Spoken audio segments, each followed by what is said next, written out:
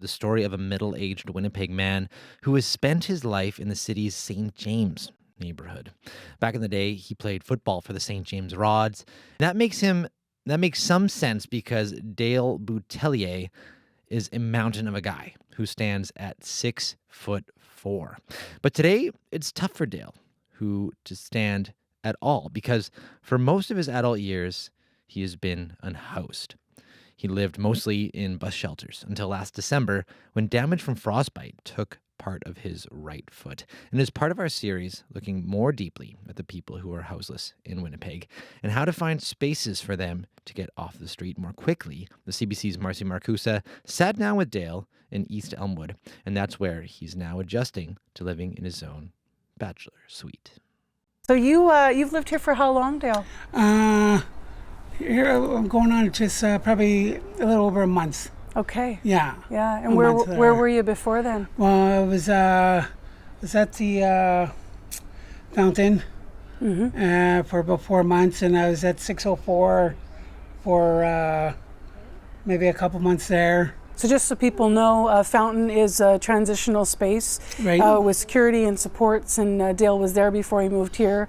This effectively is, an apartment where you pay rent and you're living. And then before Fountain, St. Mary's, you're talking about 604, that would be an emergency shelter. What landed you there? Well, I was homeless before I even went there.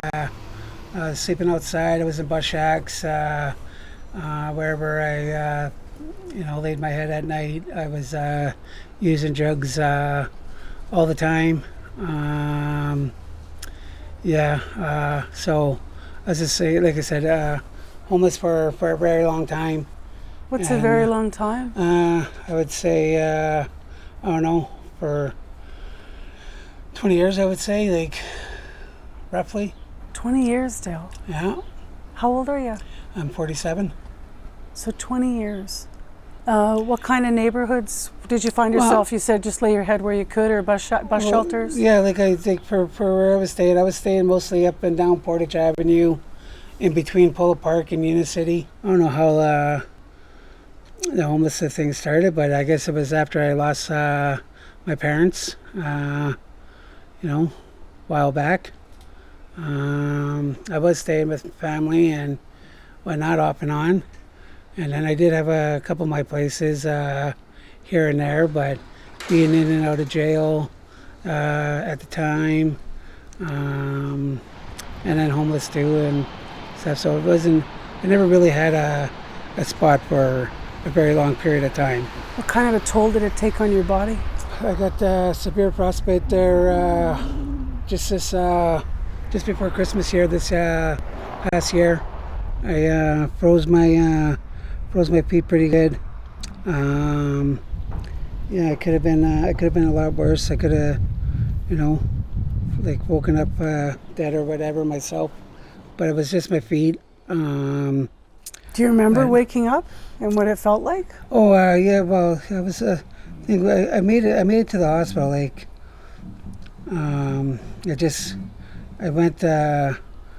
just kept going until I couldn't go no more, and then I just went to the hospital, and that was it. That's when I decided enough was enough, and whatever the outcome was, I was just went with it. And unfortunately, I ended up losing a toe.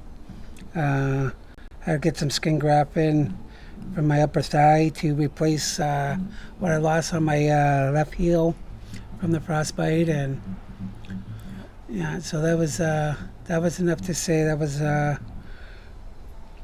it for the drugs for me. How solitary was your life when you were out on the when you were unhoused on the street?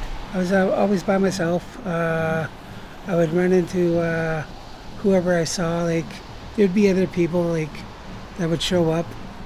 Not necessarily all the time, just depending what shack I was staying in. But I think I always put my havoc first,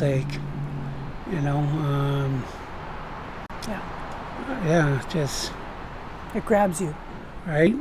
Here, now, when's the last time you would have had your own place? I've never, I've never really had my own place.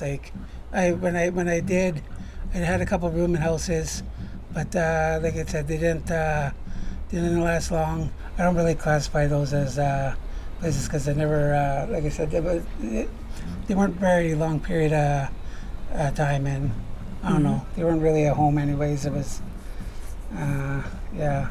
Does this feel like a home for you? Oh, absolutely. Yeah, I like it here a lot. Got my own bathroom and shower and whatnot, and I got a little kitchen just at the back of my room. I got my bed, my chair, my TV. Your games? My games, right? Yeah. Football, by the way. Little table. Like I said, it's not very big, but it's just right for me. And yeah. What are the most important things that have actually allowed you to be doing better and better and better?